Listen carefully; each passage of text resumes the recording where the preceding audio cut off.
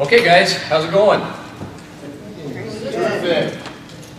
It's pretty awesome. I'm impressed. This is the first one, correct? Correct me if I'm wrong? In Casey? Yeah. Okay. All right, well, we'll get right into it just because I know we want to keep the schedule going. First off, I'm super uber excited, guys. This is my passion, and frankly, I love being around other people that are passionate about interactive development and obviously specifically WordPress. You know, for me, I'll give obviously a background and perspective on my career in this, and ultimately some really specific things that can help you guys and how to leverage WordPress as an enterprise level platform, and just really, you know, take advantage of just the amazing capabilities that it has to offer. First off, I just wanted to kind of get a feel of the audience. Let's just raise a hand. Who out there is more writing, kind of messaging people, blogging? Is there any writers in here, or is it mostly designers? Okay, designers. Okay, what about like HTML, CSS guys? Okay, all right.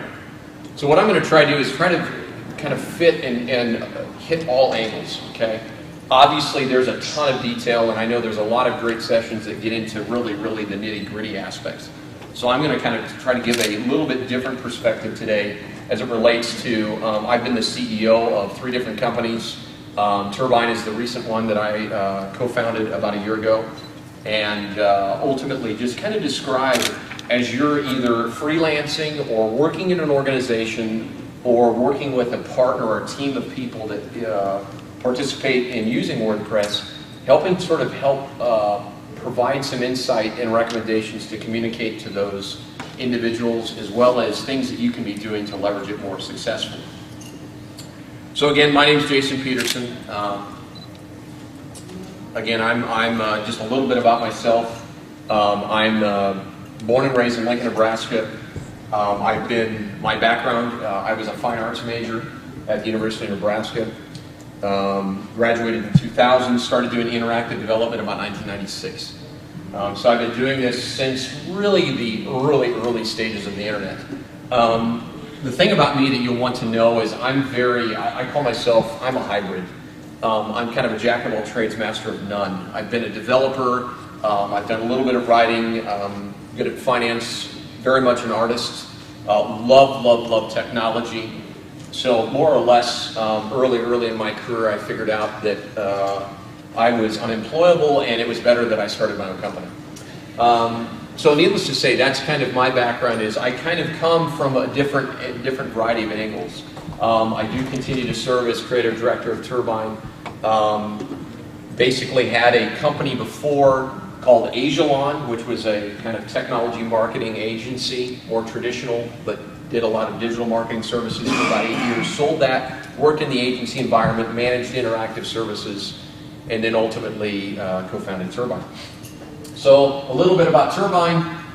Was actually started in 2005 by my partner, and we rebranded as Turbine in April 2010. Our core focus is really, strategic web development and technology marketing services. So anything related to digital marketing strategies. Obviously, website development is a big part of what we're doing. We're doing a ton with social media and relationship-based marketing strategy, video production, search engine marketing and optimization, smart and mobile phone solutions, and then we do a lot of consulting and results-based management based on the digital footprint that's created with technology marketing services. So, but at the end of the day, most of us know us as techie marketing folks. Again, right now, currently, we're what we call a virtual company, and I think a lot of you, for those that are out there that do, how many freelancers do we have? Okay, sweet. You guys have offices? You work out of your house? Okay, awesome. That's probably the biggest thing that I've noticed, and I think what's so cool about right now, guys, in my short career, the evolution and the empowerment of technology has made it so that individuals have the ability to contribute in ways that they never were able to do before, and WordPress is a huge example of that momentum that I'll get into later on. But more or less, that's what Turbine is more or less a virtual company. My wife here is Director of Client Services, and we more or less collaborate with development partners, creative designers, and messaging strategists all over the country. So we have about 75 people we use all over the United States to produce our solutions. And as a result of that, we really get a unbelievably cool perspective on best practices in the industry. Compared to my old agency, which had a gigantic brick and mortar, 25 employees, lots of overhead, lots of turnover, all that fun stuff you deal with the agency world, which is okay. So it's kind of a cool time. I mean, I tell people that, and if you know me, I'm also very progressive, but I love history. So I'm going to try to paint some context into what's been going on, because a lot of us, it's going so fast. I mean, I'll say this. As I'm going to talk about today, frankly, you know, I mean, in 3 weeks, what I may be saying is out of date. And that's the truth. So one of the goals of today, I'm going to try, I have a tendency to be long-winded, but get through this so that we can talk, because I love the collaboration.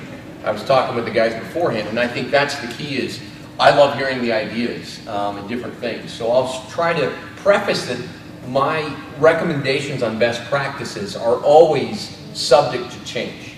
And we try to evolve and look into those evolutionary opportunities, you know, as quickly as we can.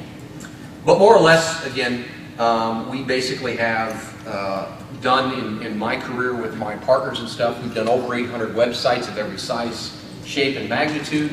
As I mentioned, I co-authored and architected a content management system in 1999 that ultimately went on to have about 500 websites serving off of this. Prior to the whole open source market really becoming prominent, I've sold all different types of content management environments, and ultimately this is what has led me to recommending and using WordPress as our primary platform. So I'm a newbie, I'll be honest. I've only really been using this for about 1.5 years, but I'm just amazed at what its capabilities are and such. So think of me as kind of that guy that I guess I'm very non-emotional. I love technology, and I align myself with what's the best decision. I'm a PC guy who uses a Mac, who likes Linux, who works, has Android. I mean, it's whatever. I'll use everything. So that's really the premise behind our perspective at Turbine is we're not emotional about our decisions. We all, love our technology, love the companies that we utilize, but at the end of the day, our fundamental goal and objective at Turbine is what is the best solution for our client. And that's the bottom line, and that's to me what is so exciting about WordPress is it has that, it addresses a lot of the things that many of the other technologies I've dealt with over my career have not.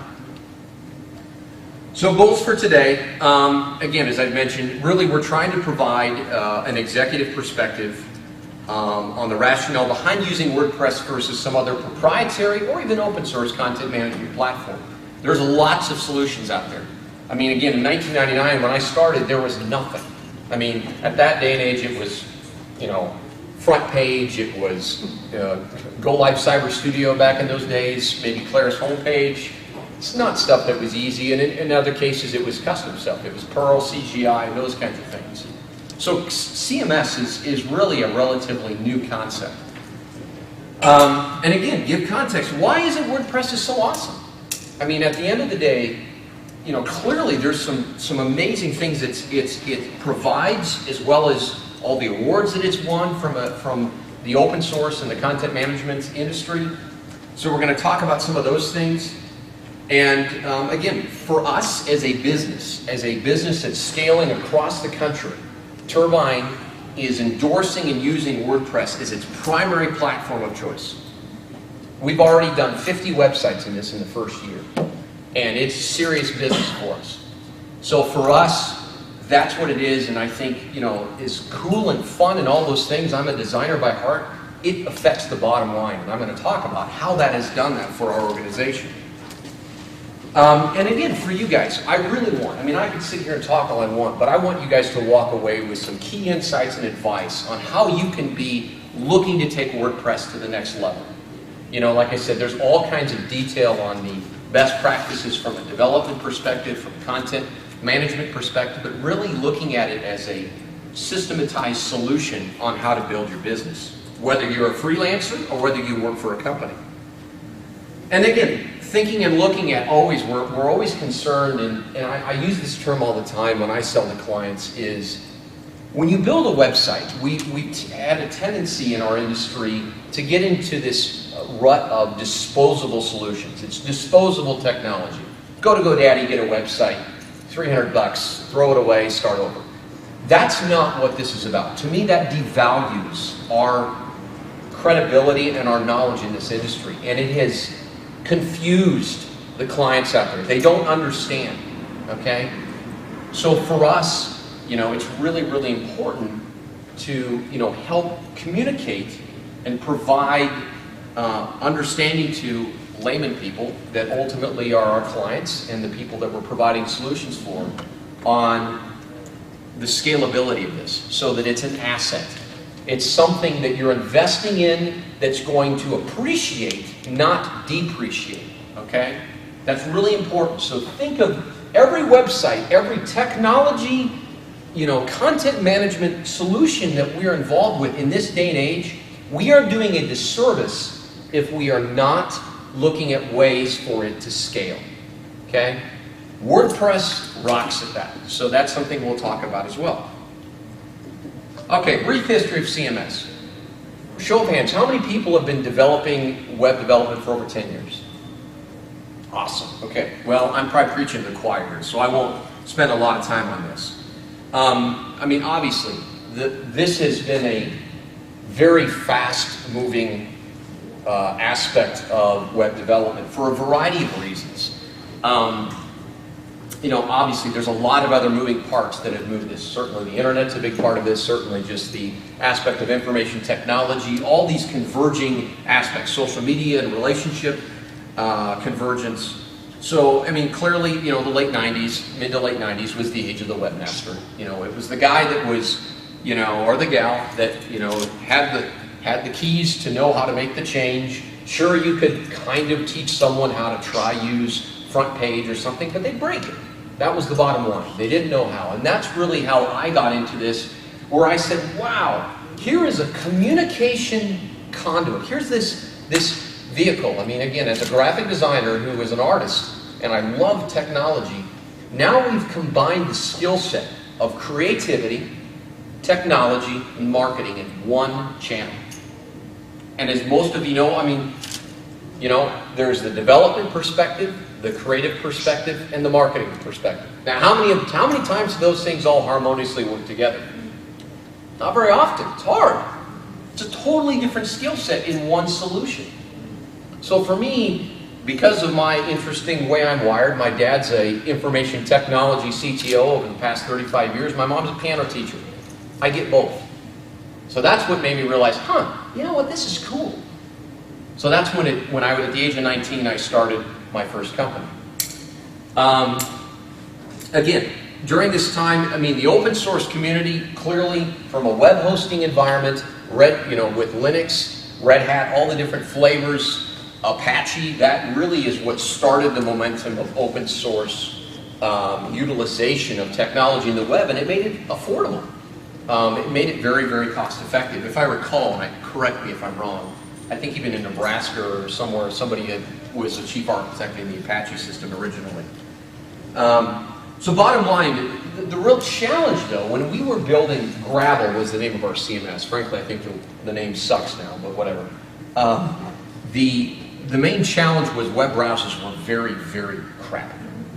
If we think about it, the original browser, Netscape 2, 3, 4, whatever, IE, they really we were doing things to those browsers that really weren't meant. It really was for just delivering some simple text and some images. To try create an application in those browsers was just like, paving a path that didn't exist. So clearly the advancements of standards in HTML and the sophistication of browsers made a tremendous leap in allowing us to be able to do some of those things as well as many, many others. So clearly, for us, like I mentioned, we really had a mature product in July of 2000 with Gravel. And as you see, a lot of other CMS, proprietary ones, people building them. I know a lot of the agencies, they would build a custom backend was kind of their thing that they would do. And clearly, this is when you saw the rise of things like Drupal, Joomla. There's so many others, Expression Engine, and again, well, obviously WordPress. So to fast forward to today, clearly, and again, from my perspective, what has been just amazing is I sold proprietary systems, and I sold against open source for years, back when it was kind of what I would say somewhat unpolished. And ultimately, over time, I took a complete 180 degree to my philosophy. And again, I go back to what I was taught by my father, is you don't get emotional about your technology. Even though my bread was buttered by selling a licensed product, I could not ignore the fact that this open source movement was changing the entire paradigm of how websites were built. So to me, that's what's been really neat. And then, of course, now we're in this point where I call the term portable content solutions. I believe we're no longer in the age of web development. We're in the age of mass distribution of content and consumable content. You know, I'm a designer, and we're all designers, but right now content is king. Good content kicks ass, and it rocks the internet, okay? So to me, that is the manifestation of standards like RSS and all these other sort of mechanisms in blogging. It's created such a mass adoption that it has changed communication forever. So I always like to say that if we know where we're going to go, we need to know where we've been. All right? This is a quote from my father. And again, I always look to my dad. He's been one of my most amazing mentors, as well as a big influence in my career. He served on my board, has owned many different companies. And his quote, and I love this, he said, if the automobile had changed as fast as the technology industry, an automobile would be able to travel at the speed of light and cost $1. So that's what I mean, is the change that occurs, guys, is just, it's insane. And that's for us as, you know, we're the people that clients come to us and they're like, help me, help me.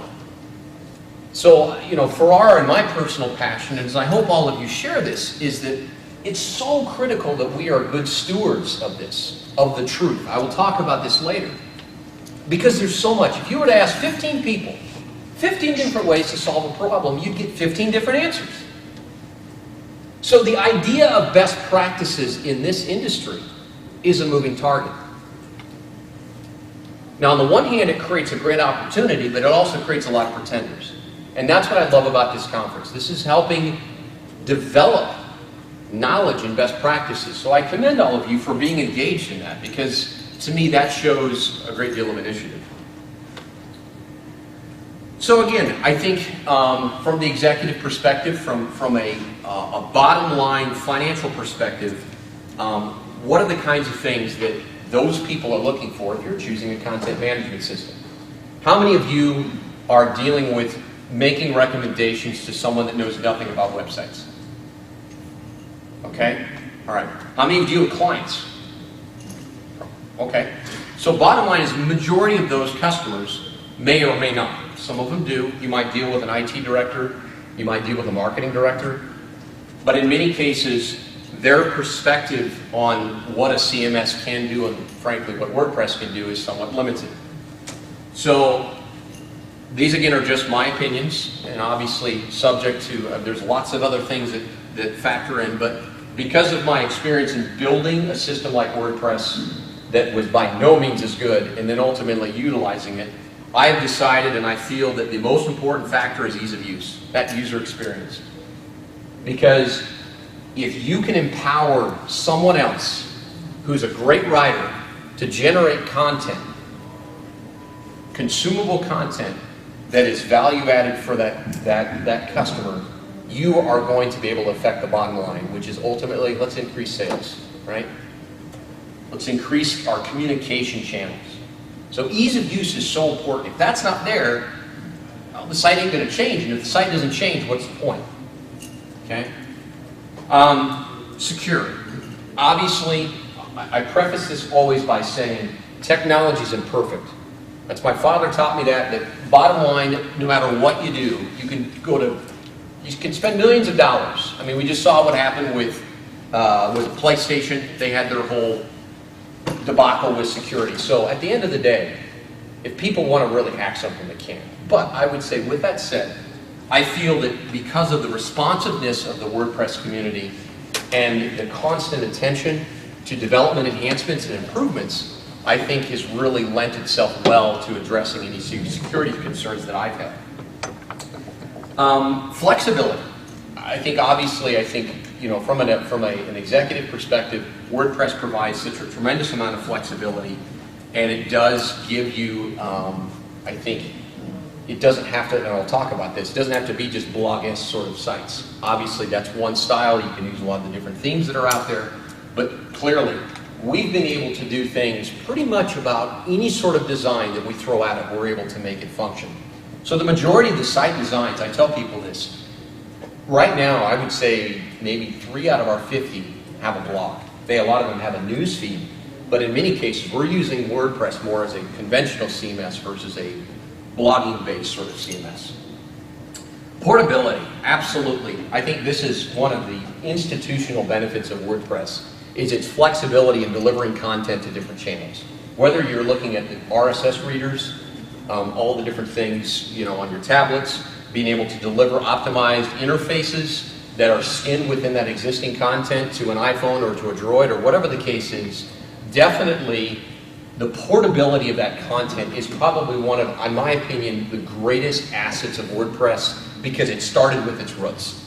Because of its roots as a blog-based CMS, that content needed to be able to be syndicated. And because of that very factor, it allows for designs to easily be themed, be customized, and to be created. So you're no longer subject to this notion that you can be plugging this content into different deliverables. We do a lot of things with digital signage. So, I mean, again, think beyond the web. So we're doing some brick and mortar interactive solutions right now for a national player that does high-end muscle car and Trans Am restoration services. They have an incredible website built in a proprietary system, but they're using WordPress for a significant part of it, and I've got that adopted. And part of those components, we're automatically delivering all this dynamic content along with all the social media pieces right into a digital signage platform using HTML5, and they update nothing. So every time they go, and it's touchscreen interactive, so they'll put up a 50-inch plasma, whatever, at their big World of Wheels, or whatever the heck it's called, and it's using a lot of the syndicated capabilities that are built into WordPress. All of a sudden, we have instantaneous updates to content. It complements the website. It's interactive. It allows touch interface, which is clearly a big part of interactive development now, and it's syndicating the content. So that to me is the ultimate in crazy cool and frankly efficiency. Legitimacy. I mean, clearly, if you're trying to rationalize or trying to explain, if someone's not heard of WordPress, they're like, well, isn't that blogging thing or whatever? I mean, there's, to what I had read, and this, again, I've read multiple figures, but it's anywhere from between 1 million to over 1.4 million sites are fueled and taken advantage of by WordPress. So to me, this platform is going nowhere. Okay, it's a very, very solid, and it's going to be sticking around. Certainly the scalability I've already somewhat touched on, but the ability to sit and add additional services. I mean, clearly, the plugin environment has just exploded. I mean, that community, there's so many that frankly, you almost need assistance just to find the right ones, which I'll talk about. But clearly, the scalability aspect is incredible, and that's always something that is very, very important in how you can recommend WordPress. And I think the well-rounded development community, my wife and I were talking, she's a writer by trade, and all the people I've got that use this, you know, I would even say we use WordPress for about 80% of our sites, and then our other CMS we work with is Drupal. And I would say the kinds of people that attracts, it's like this, it's everywhere. It's everywhere from a designer, to a writer, to a developer, to a hardcore application developer. It's the whole continuum. Guys, I've never in my career, nor has my father in his 35 years, ever seen a platform attract that wide of audience and be able to serve it well. That's really, really cool. So when you got the, you know, pardon the French, the real geeky IT director, you got the you know, the non-techie marketing messaging strategist, it serves all. So to me, that you've got this perspective that I think advances the platform in a way that is unique to any other content management environment. It advances it and it improves it because you're not just getting the techie ideas, you're not just getting the designers, and you're not just getting the writers, you're getting all of it. So that's awesome. And that's honestly a big reason why we've obviously picked it. And then to me, efficiency. You know, at the end of the day, for all of us, whether we're doing this for fun or for most, if we're doing this to get paid, efficiency is key. The creative process, again, I've been involved in the traditional aspects of creative services. It is what it is, right? You know, you're going to design a logo, it takes so much time. To design an interface in Photoshop takes so much time. But implementation is the place. The one place where we can provide more value and save more time is in implementation. WordPress crushes that. I tell people, compared to the other CMSs that I've been exposed to, Drupal included, that we've probably saved an average of 10 to 20 hours per design for implementation due to its efficient nature of how themes are applied and can be developed. So if you're ever trying to rationalize that, that means money in the bank, guys. And that means you're able to save time, charge a higher percentage, and still provide great value, and it's not as time consuming. So some of this stuff I've already kind of covered, but I'll just touch on this. Again, it's really specifically why have we decided to emphasize WordPress, and then I'll get into some ways that we have specifically used it that in turn you can hopefully glean from to help you as well in your development and utilization of WordPress. I mean, again, because of this community, guys, the number of development resources is infinite. And that is so awesome. It creates this collaboration that I've already discussed. It creates momentum, it improves it, it gets better. You know, if you're looking for resources, I mean, that's at the end of the day, you're really, to me, looking for in a platform is that ability to, you know, have a variety of individuals that are fluent in it. And I think to me, it's this combination of some of them are untrained, some of the best people that I know. I mean, for those out there, of the people that are doing some development, how many are self-taught? Okay, exactly. You guys, to me, that's some of the best web developers out there. You can certainly go the route of the very conventional software development, information technology background, but to me, problem solving and creativity is at the essence of web development. That's kind of the keys to being successful. So to me, I always say this. I mean, with WordPress Scout, Google's your friend. I mean, you can look up any conceivable challenge, whether it's a forum or a blog or some sort of post. I guarantee you 9 times out of 10, you're going to be able to find an answer to that question. So from that standpoint, and because of this large community, you have resources that, frankly, many other content managers just don't have that size of resource pool. From sandcastles to Tetris, this is a concept that, you know, again, going back to the dark ages of web development, I would tell my clients that back in the day, it was literally like, in most cases, like building sandcastles. Modules didn't exist, plugins didn't exist. If you wanted an e-commerce system, you either bought a $50,000 system or you built it. And you did that all the time. And that was just, for me, it was reusability just made a ton of sense.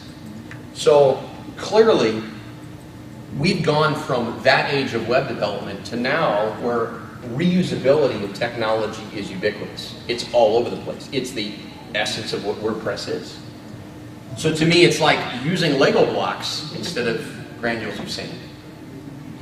So that's the other component I think that is really interesting, is you've been able to see this complete convergence, and I think WordPress has embraced that as much as any, in the sense that there are so many complementary modules, as well as then ultimately other third parties. Like how many are familiar with Dropbox?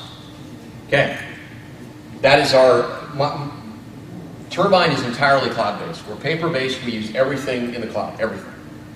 Dropbox is our file server of choice. I think WordPress is becoming the Dropbox of content management. That's, to me, where I see its ability. It's becoming so mass adopted that it's like, I have an Android phone and it's like all the little backup programs. Oh, you can back up to Dropbox. Sweet. These other third-party developers, and I mean, there's so many, but just to name a few that we've worked with, you know, obviously Constant Contact, Big Cartel, Eventbrite, Shopify, yada, yada, yada. All of these are developing standalone implementation plugins to work with WordPress. So now you've got a standard, and it's awesome, and it's not stagnant, okay? It's growing and it's evolving, and you have this other community outside of WordPress that says, whoa, this is awesome. We need to make our system work with this. So to me, that's the other huge benefit, is as you're doing this, not only are you taking advantage of the core and the features that are around it, but the possible integration opportunities of other, you know, proprietary systems that want to work with WordPress, because it's become so standardized. The other part that I think has been, in just a short time that I've worked with it, the WordPress core continues to get better and better.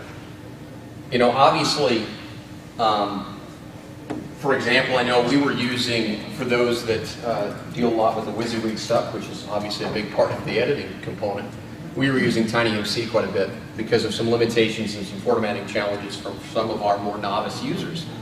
But it was really cool, and some of the limitations on linkage to pages, and you know, there wasn't really a selector option to be able to easily select to go link to a page, and you'd have to copy and paste the URL and stuff. Well, obviously that got announced, I think, in 3.1, and that was a big, big advancement. They went, all right, sweet, no more plugin, get rid of this.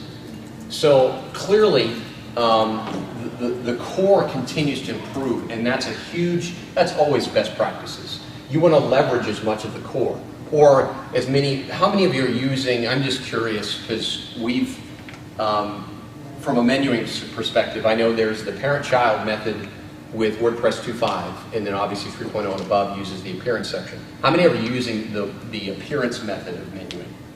Or do you even know what I'm talking about? Okay? So there's two methods of menuing systems, okay? Some people don't even know that. So if you're going in and you're looking at the pages and the listings of the pages, you can sit and select from the old mechanism what's a parent and what's a child, or you can use a new method, which is more of a drag and drop method, okay? Now, in my opinion, that's way better. So we've adopted that now as our standard default, okay, for all of the sites that we're working with. And that's an example of improvement in the core. And finally, WordPress is incredibly search engine friendly.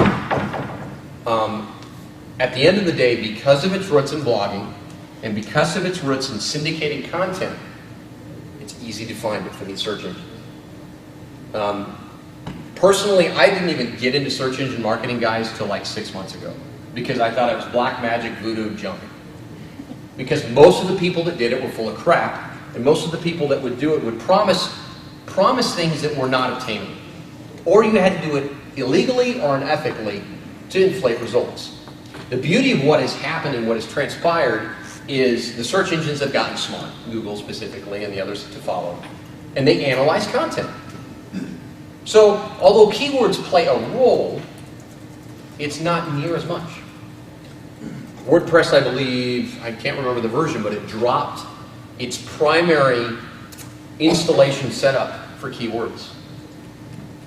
And it had to do with the very reason that good content is what Google wants. So at the end of the day, most content management systems, I mean, if you wanted the most search engine friendly site, you wouldn't have a CMS. But WordPress provides, from my understanding and my research, the path of least resistance for search engines to find that content. Assuming it's not in Flash or something else like that, you can get to that content, and that is huge. So nowadays, search engine marketing, which is a whole other topic, you're able to access, and it's rewarded based on good, valuable content and videos, and usage of video content. Okay, so limitations. So these may be things that you've run into, maybe not, but these are some things from a platform, from a serious player here's the kinds of things that I hope over time can and will be addressed within the community.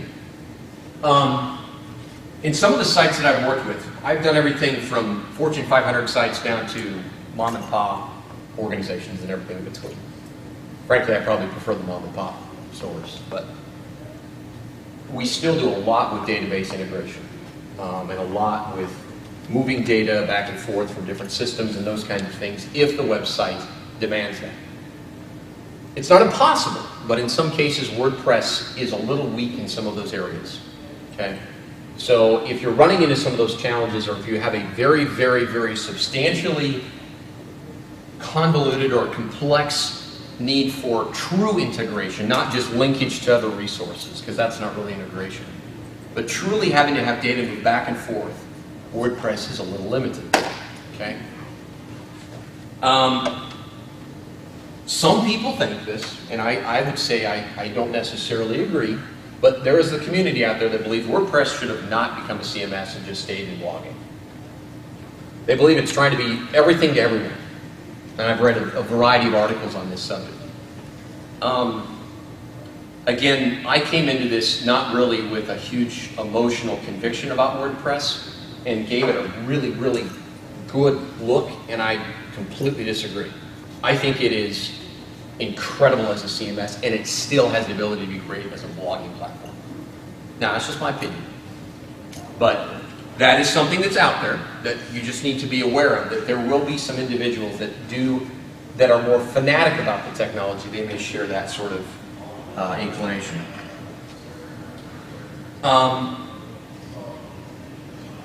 The developer yourself, if you are looking at customizing, obviously, the existing themes, using themes that are more blog-esque, in many cases, I know with our staff, every single one of our staff members, account executives included, are able to customize a basic theme in WordPress. And there's a variety of reasons for that. One is it builds credibility with our development partners, and secondarily, it's possible. Knowledge is power. That helps. When clients want something and they have a bad idea, you want to be able to give them a good idea. So understanding how it's set up makes those account service people much more successful. So, but if you get into more customized designs, and I'll show a few here if you guys are interested, you do have to have some level of sophistication to do a custom theme. It's not that difficult, but it is something where you do need to kind of know what you're doing if you're going to try move away from sort of the blog-esque sort of appearance. User permissions are a little bit weak if we get into really extensive member management situations. If you're wanting to have a huge members area with all kind of permissions and dynamic access points and stuff, it's okay. It can do that, but it does stretch it a bit in terms of what it's able to do. And then finally, this is something that we have currently not, again, for those, how many are familiar with the multi-site version of WordPress? Okay. So WordPress has two different ways you can set it up. You can set it up as an individual, just install, which is most people do, or you can use, obviously, the blogging capabilities at WordPress.com, or you can actually set up a multi-site, which is an actual self-contained installation that lets you manage many sites. It's now starting to get better. We have not been using that yet, so there are some things that we're looking and we're testing it currently, but right now with all of our sites, each of them are their own individual copy of WordPress. It's not ideal, but it is what it is for now until the multi-site becomes a little more mature. But one of the challenges is staging your revisions. Staging meaning if you're going from a test environment to showing a client to moving it live, it's either on or off. Okay? So we've had to do some creative things with DNS and domains and all that fun stuff and back-end implementations to make that capable. And even yet, we have to do a fair amount of database things behind the scenes to roll sites live. So definitely, you know, if you're doing 50 sites or 20 sites, that is something to consider. Okay? Okay, so tips, all right? And then I'll make sure we have some time for questions here. based on just that subject I talked about, I think it's really important to have, even at your disposal with this is still technology. You know, again, like I said, I'm a jack of all trades, master of none. The number one thing that I've been using for the last 8 years, regardless, is to have a solid, knowledgeable, talk English IT partner, individual, that can take care of the back-end implementation challenges or any questions that may arise. Okay? So if you really get serious about it, okay, and you, like we've got our sites over at HostGator, is where we're at currently in Dallas. We have monitoring systems set up because, frankly, I mean, if it all of a sudden goes down, well, they're going to call us. So it's that kinds of things that if you get really serious about taking it to the next level, whether you're freelancing or whether you're looking at multiple site implementations within your organization, you want to be thinking about that. Okay? Have a base standard configuration. For kicks, how many of you have done, let's say, more than 10 WordPress sites? Okay? More than 5? Okay? So as you'll do this, you'll see, and I know for us, we're always learning. We have just adopted, after about 1.5 years, a standard installation core. We know what we want to use. We know what we want to customize. We kind of get rid of some of the feeds in the front. We might throw the client logo in the front or ours. There's some real simple things to just make that cleaner. But yet I would also say that I think WordPress has one of the greatest interfaces for usability. I think from the plugin standpoint, we have had, it's both, I would say. It's the area where you can just go bananas. I don't know, for those that are designers, I remember when I was young, you know, Photoshop had all the filters, right? So what do you got to first do when you start up in Photoshop? You got to try the filter, right? And everything you create and design initially is junk, because you got to try all the cool stuff. And then after you've got that out of your system, you're like, okay, now that I've tried all this filters and weird wacky things, now I'm going to use them when it makes sense. We use the term design with purpose. I'm not just going to put a mark or put a look or put a feel just because. That's a bad idea. It has to have a reason. Same thing with plugins. I mean, you could bomb your site with hundreds of plugins. That's great. But just because you can doesn't mean you should. So I think you need to always be trying to understand, read up, and I'll give resources on what are the core components providing that can improve what you're delivering to your customer or for your own benefit, and lessen the need, because there's a less chance things will break. And if you are going to use plugins, I lost a couple of clients, I'll admit. One in particular, over a specific plugin that was free. It was okay, but it wasn't quite what they needed. And it ended up, he got very frustrated, we had some reliability issues, and I lost him as a customer. So I learned very quickly that we had to be very careful about selecting the plugins that we use. So it's kind of like, just because we have all these Lego blocks inside the bucket, not every Lego block's going to fit. So one in particular, again, I'm not here to make a bunch of endorsements, but I know for forms, everybody deals with forms. Okay? And if anybody has ideas of others, by all means, I'd love to hear it. But we've used Gravity Forms a bunch.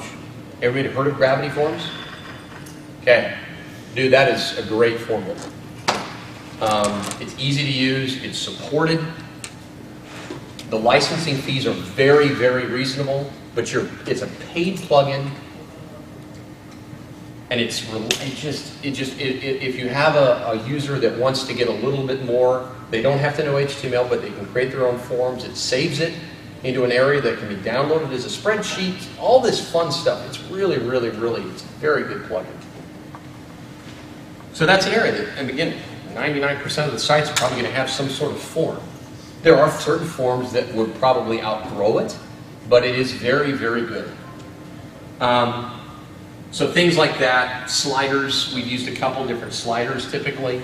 A couple of them, one of them is free, and we have contributed to it. And I'll talk about that in a second. And then ultimately image galleries, you know, the typical things. I would say, you know, obviously we get into other stuff we'll assess, but we try to consider what is 8 out of 10 sites going to have, and then we know that and we use that every time we install. Now again, open source mentality is about the giver's gain. It's about giving to benefit others, and I love that. It's kind of contrary to sort of the cutthroat capitalism, greed does not, is the primary dominating factor. It's really awesome, and I think that it's really important to not take advantage of this. I mean, I know what it takes to build a system. I think my first CMS took 50 to 100,000 hours. It's a lot of time. And that CMS was a fifth of what WordPress is. So these people that are supporting this community, and all of us included, we want to make sure that we really support this community. And that is, when somebody's providing tremendous value, and you're using one of their plugins, first off, make sure you understand. I mean, I say read the fine print. Don't be stupid. You know, I'm not a lawyer. Neither one, and I'm guessing most of us here are not. So just make sure that you're using the technology properly. And when you can, and if you're able to make money off of something that somebody's doing for free, dude, throw them a bone. They deserve it. So giver's gain, man. I think that's really important. Read the fine print. Encourage and support this collaboration. I mean, to me, we need to keep this momentum going. I mean, this is the kinds of things, it's game changer. It changes, it moves boulders. I mean, it's the stuff that has happened with interactive and marketing communication technology. Guys, I mean, it's taken down governments. I mean, it's a huge, huge deal.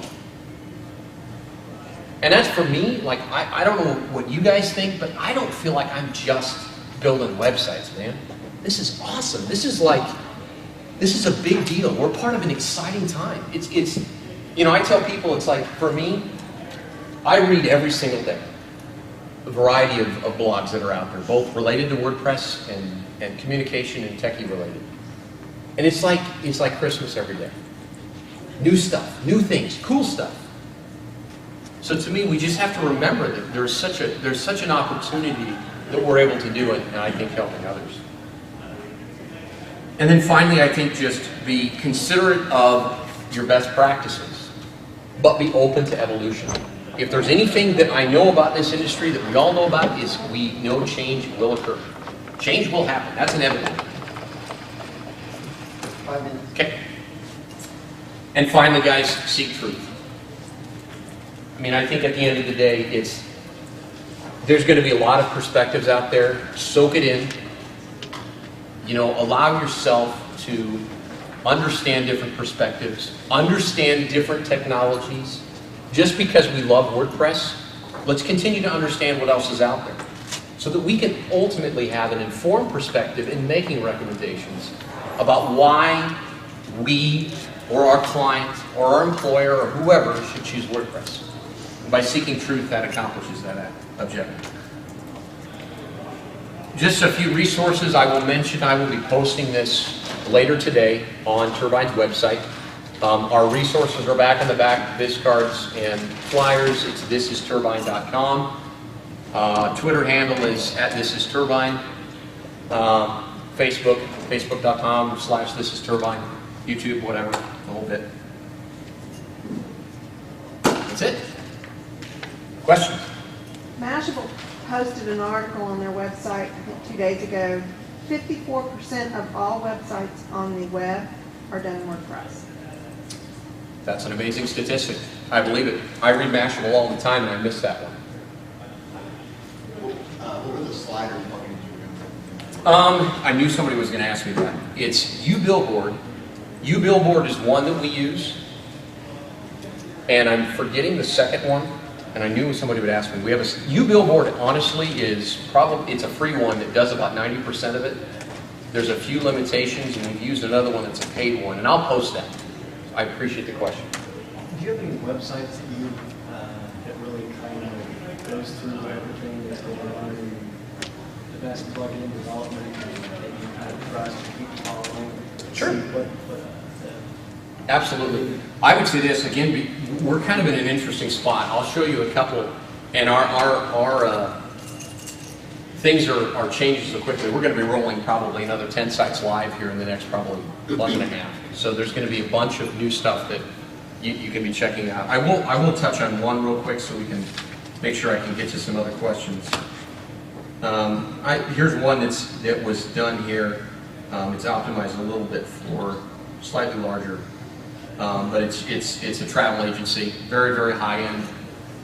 It utilizes a lot of the different components and aspects that I'm discussing. It's attempted to be very clean. A lot of these aspects are dynamic. We're doing a lot with using posts as some of the portable content components. As many know, it's always pages versus posts.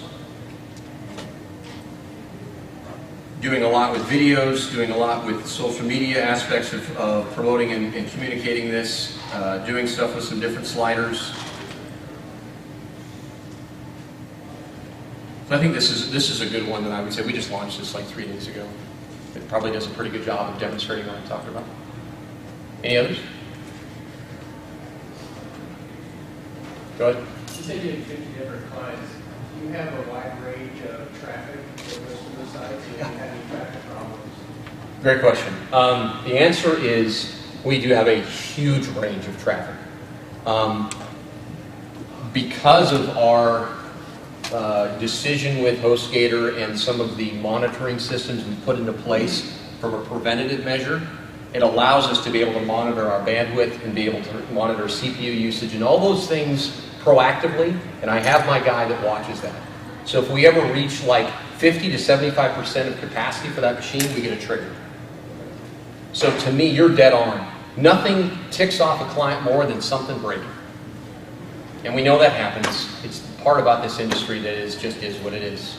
So anything you can be doing, I'm like, if you're going to be serious, you're right. That's the kind of stuff. Now, those services are much cheaper than they used to be. When I had my company before, I mean, I was probably spending anywhere between $2,000 and $3,000 a month on just monitoring and IT support services to just babysit things to make sure nothing went down. Now we're probably spending $500 a month. Okay? Yes? Do you, are most of your sites on dedicated hosting, or do you use shared hosting for your WordPress sites as well? Both. I was going to say, based on what we do is we'll do an analysis. We use Google Analytics for probably 99% of our sites. Go back and look at the data usage on that old site of what it was before, do some projections, and that will determine if it's a dedicated installation versus a shared. But as I've mentioned right now, my old CMS was horrible at installations, so we had like 6 copies. Right now, we have an individual WordPress installation per site, for every single one. But as you mentioned, it is spread between about 4 different servers. So that's, to me, the part that's exciting, that, like I said, that we're just getting into, is the multi-site, where if you do get, I mean, as I was reading here in the last probably month or two, we're going to start testing that, just maybe potentially migrate some of our sites to that. So when you just said shared servers, you were talking about sharing your servers amongst your customers, not shared hosting from HostGator. It would be shared hosting from HostGator. Oh, okay. That's correct. Yep. So everything, and then in some cases, this is the other part that's been nice, is we do have some clients. I know I've got a communications company that prefers and wanted to have it in their IT environment. So I said, well, you just need these kinds of things, and then they're monitoring it themselves. So that flexibility is really awesome, because sure, I said, you know what, if I'm not going to host it, I just have to be very, very upfront about they're going to have to take on the liability of if something goes down, that's not my problem. But you can do that. And for those that maybe may or may not know, it probably supports best on Linux, but you can run WordPress on Windows servers as well. Yep. Follow-up, do you use a content delivery network for most of your sites, or do you keep everything based on the standard WordPress installation using We're getting into some of those things. The gentleman that's involved in our search engine marketing and optimization, he does a lot of mass publicizing of the content when we get more aggressive about some of the content that's being delivered. So that's a good question. Starting from the beginning, like how the beginner should be able to, still in the pricing aspect of how much to charge clients. Sure. Like how, where do you begin and just for the time, Absolutely. for the timeline, how long it takes? And I think what I do is I break it between sort of what I'd call customizing an existing theme, you know, the 2010 or whatever it is, or 2011 now, versus like a Photoshop file. That's a significant change and a significant value. So I think to me, I look at anywhere from, honestly, you know, I mean, you can do a site for $500, but I think if you're looking at planning, you're looking at strategy, you're looking at writing, and you're looking at customization, even as an individual, I think you should charge a minimum of $1,500 to $2,000 for a site. I think it's reasonable, and $2,500 to $5,000 is a very reasonable place to start. And then based on more value and more features, you can go up from there. Last question. I'm sorry, were those numbers based on individual freelance or a small business? That would be small business. I think the freelancer would have the ability to maybe charge less depending upon your overhead, but for us, we have very little. So I think it goes back to what's your financial margins and what's your objective in terms of what you want to make from a gross profit standpoint. Timelines, 3 to 5 months. Yep, 3 to 5 months is typically our timeline. All right, guys. Thank you very much.